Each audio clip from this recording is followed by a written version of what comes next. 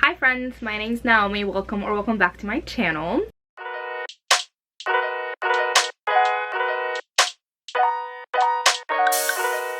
So today I'll be sharing my July TBR, and in complete transparency, I am trying my best to do some mood reading in the month of July.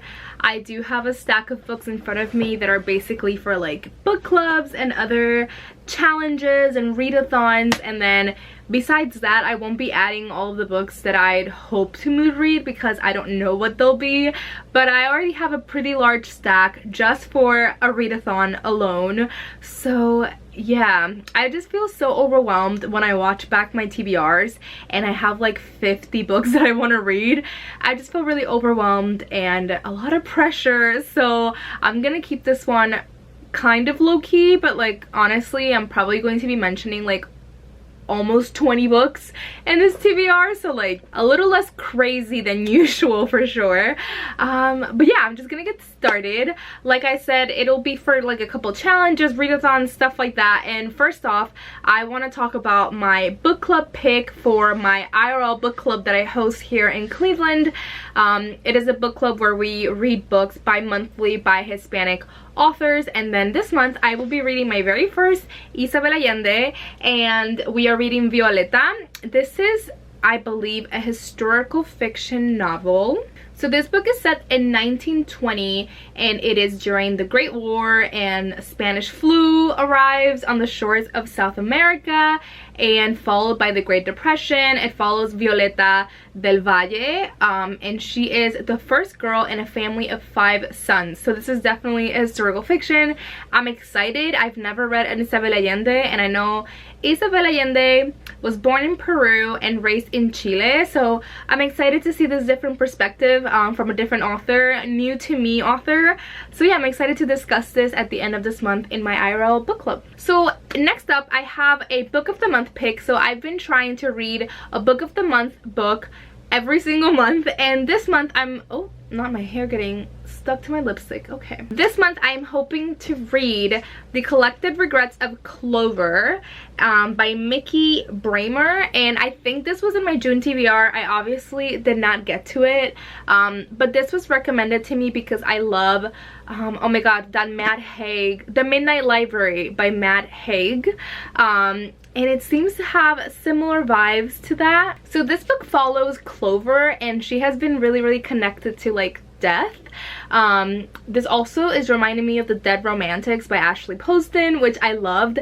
And basically, I guess Clover, when she was young, she witnessed her teacher die, and ever since she has felt connected to death, and she is a death doula, which I didn't know what that was until I read it inside of this book. And basically she helps people peacefully move on to the afterlife, I guess. And then she has this older woman, and I guess she goes on some sort of road trip, and I'm assuming she's gonna find herself and the beauty of life, and I'm really excited for it. This is really giving me Dead Romantics vibes, and I love that book, so I'm excited to read this. Alright, and next up I have just one more book that I want to talk about, and then I'm gonna jump into my readathon TBR, which is for Summerween. By the way, I hadn't mentioned that, but the last book that I want to talk about is an arc. So I've been trying to read arcs every month. The last one I read was Black Sheep by Rachel Harrison, and now I'm trying to read a fantasy, and that is House of Marion by JL. I'm already about 80 pages in, so I'm hoping to read quite a bit of this in July. I don't know if I'll finish it in the month of July because I have so many other things going on, but I am really enjoying this. So this one is definitely, like I just said, fantasy. From the 80 pages that I've read, I have not really seen like, in the back here it says ball gowns, betrayal, magic, mystery, decadence, and darkness. I haven't seen a lot of like the ball gowns and like the court and the royalty aspect of it. This book follows Quell Marion, of course, House of Marion, so we can expect that this girl is very important, and she's in New Orleans. So far, the 80 pages in, it was originally New Orleans, and then she kind of moves to this like fantasy world. The world building has been a little off for me. It's kind of hard to picture exactly But anyways, we follow Quell, Marion, and she has this type of magic that basically people get hunted down for. So she's been told her whole life to pretty much repress it and don't tell anybody that she has this magic and all of that. And then something happens, and somehow, some way, she ends up in her grandmother's like school. So there's like a school for people with magic, and it's kind of like, what is it called in Bridgerton, like the season, like there's a season from like I think May to August where basically these people go to school, they go to these classes, and it's kind of like finding your magic. I haven't really like gotten too much into it to understand exactly, but yeah, I'm enjoying it so far. We'll see. The world building has been a little off for me, but hopefully it does get better. I'm only 80 pages in, and I think this is about 500 pages long, so this is the arc that I'm hoping to read in the month of July. And last but not least, of course, Summerween is happening from July 7th through the 13th. And again, this is being hosted by Gabby from Gabby Reads and Olivia from Olivia Reads a Latte. There are prompts for Summerween. I won't be saying like prompt and then I'm reading this book, because they're very like general prompts, so like any of these books really count towards these prompts. So I'm just gonna read them off and probably put the picture of the graphic here. So the first one is to read a book in the dark, so I could read any of these books in the dark here with my little nightlight on or something. The second one is to read a thriller. Most of these are horror, mystery, or thriller, so any one of these should count. The third one is to read a book that takes place in the fall. I'm not too sure. I'm pretty sure one of them for sure it's like winter time because there's like snow on the cover, but I don't know which ones take place in the fall. I'm sure once I read them, I guess I'll figure it out. The fourth one is to read a book with orange or black in the cover. All of these books have black in the cover, so I'm good there. And the last one is to read a manga, graphic novel, or a novella. This is the only one that I don't have anything for. So if you have any recommendations for like mystery, thriller, horror, manga, graphic novel, or novellas, let me know please. But yes, I'm gonna get started. And the first one, it is a horror book by my favorite horror author, and that is The Return by Rachel Harrison. This is my last Rachel Harrison book, and I'll be all caught up with her backlist. So now I just have to wait with The Worst of the World for her next novel, probably 2024. She did say that the next one is vampires, and I'm so excited. But anyway, this is her first novel, which I kind of went backwards. Like, I read her latest and then went back in time through her backlist, and this is her very first novel, so I'm excited to read it. I've heard this is the scariest one that she's written. So this novel basically follows this group of friends, and I guess one of them goes missing, and they all get together once she's like discovered, like she's found, and they all get together and see each other again after that girl is no longer missing. That is basically the plot. I'm excited to read it.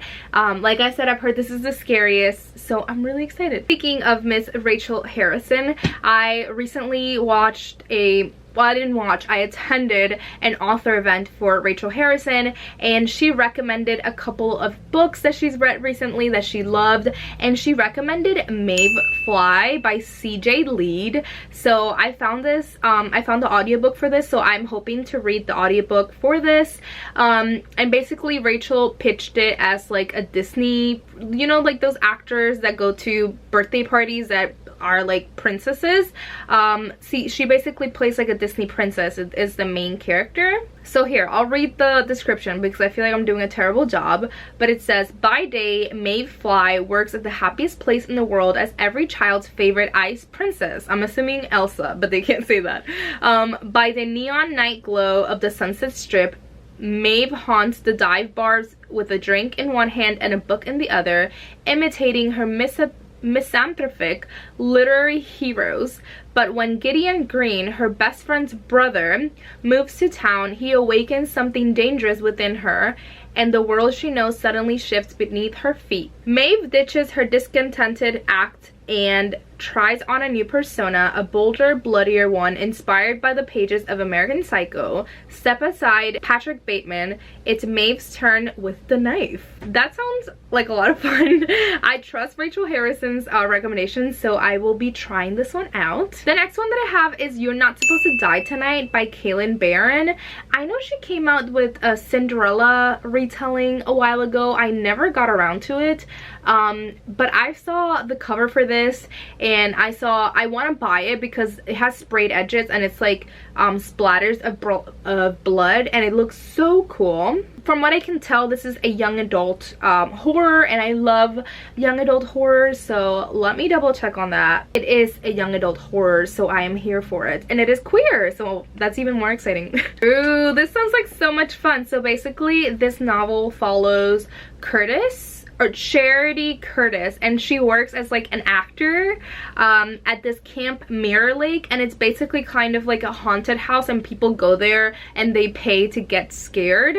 So she plays like the final girl in this like show, but the last weekend of the season, Charity's co-workers begin disappearing, and when one ends up dead, Charity's role as the final girl suddenly becomes all too real. This sounds so exciting. I love mystery horror that is set like obviously summer and then summer camps.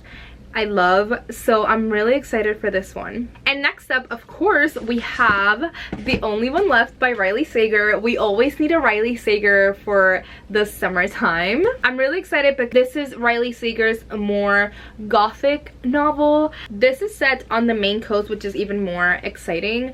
And from what I heard Riley Sager talk about, it's basically this woman, her name's Lenora, and she's like an older woman, and basically she's telling like the story of her life, and there's like a rumor that this house that she lives in is haunted because things happen in this house, and basically she's just telling the truth of everything that happened. And I'm so excited to read this, and I think it is dual POV. So yeah, I'm super excited to read another Riley Sager because I love him and I'm just so excited. Next up, I have You Love Me by Caroline Kepnes. This is the third book in the Joe Goldberg series. So if you haven't read You by Caroline Kepnes or haven't watched the Netflix TV show, basically this series follows Joe Goldberg, and he is a serial killer. He's a psycho stalker. He becomes obsessed with women and then follows them and does all of these crazy things to get them to love him. So this is the third one in the series. I'm excited to read it. I have loved the series and I love the writing and everything, so I'm really pumped to read this one. Next up, I have a surprising book, and that is The Last House on Needless Street by Catriona Ward. So I tried reading this book a while ago. I got an ARC for it, and I had started it and I was just not very into it, so I ended up donating that ARC. And then more recently, I just read Looking Glass Sound by Catriona Ward, which is her latest. I got an ARC for it, I read it, and I really liked it. It was super weird, and I just think that I'm more of a horror girly now than I was then. So I really want to try this one because I've heard amazing things about this one specifically, and I just couldn't get into it at first a couple years back, but I just feel like I just wasn't as into horror as I am now. So yeah, I'm hoping to read this one. I don't know much about it, but that's kind of how I got into Looking Glass Sound by Catriona Ward, so I kind of don't want to know. But I've heard that it's in like 3 point of views of an older man, a young girl, and a cat. So I'm excited for all of the weirdness, because Looking Glass Sound was a trip. Like, you need to read it. It was definitely like, it was confusing at times, but it is a trip and it was worth it, and I really liked it. Next up, I have Monday's Not Coming by Tiffany D. Jackson, another author who I'll read anything by. I think this is the only book by Tiffany D. Jackson that I have not read. I'd have to look it up because I've seen the cover, I know about the book, but I don't know much about the plot of the book, so let me look it up. Okay, so Monday's Not Coming follows Claudia and her best friend Monday, and basically they get back into school, and Claudia notices that Monday is not there on the first day of school. She's not there the second week, all of that, so she figures that Monday is missing. So then she goes to ask Monday's mom for help, and she's not giving her a straight answer. No one's telling her what's going on, so I'm assuming that she's gonna go dig deeper and find her and try to discover this mystery behind her disappearance. Sounds like a lot of fun. Tiffany D. Jackson's writing is so addictive to me, so I know that I'm gonna read this like super quickly. I'm so excited for this readathon because I love all of the authors that are on this TBR. Like, I love. So I feel like I'm gonna have a great time during Summerween. I'm hoping to vlog it for sure. Alright, the last book on my Summerween TBR, I have been filming for 20 minutes, and I said that this wasn't gonna be a long TBR, but the last book I have is One by One by Ruth Ware. This is the only book, I think, by Ruth Ware that I have not read. Ruth Ware is very hit or miss for me. I do love her. I tend to love more of her stuff, but whenever she misses hard for me. So I'm excited for this one. I didn't love The Woman in Cabin 10 or The Death of Mrs. Westaway, but I adored The Turn of the Key, The It Girl, all of those. So I'm hoping this is another one that I love. I feel like it has a lot of the tropes that I enjoy, like the setting, first of all, wintertime, and it's an isolated setting. So let me tell you what this book's about. So basically, this novel follows 8 co-workers, and they are from this like company, and they're basically going on like a, what are those called, like a retreat, like a work retreat, and they get stranded at like a ski chalet, and they get snowed in, and there's 8 co-workers all together, and I'm assuming shit's gonna go down. I love these type of settings that are like isolated, no one's coming to help, and people start like dying one by one. I need to read that like classic, I forget the name of it, but the Agatha Christie, oh, And Then There Were None. Have never read that, but I know that that's like where kind of like this trope came about, so I need to read it finally. But I'm excited. I have heard mixed things about this one, but I am excited to read this one. Alrighty, so those are all of the books that I'm planning on reading in the month of July. For Summerween alone, which is 1 week long, I have 1, 2, 3, 4, 5, 6, 7, 8 books on my TBR for Summerween alone. So wish me luck. And yeah, besides that, I have the first 3 books that I talked about, and then I'm hoping I can mood read a little bit. We'll see how much time I have to mood read. But yeah. Alrighty, so that was it for my July TBR. I hope you enjoyed, and I'll see you next time with another video. Bye!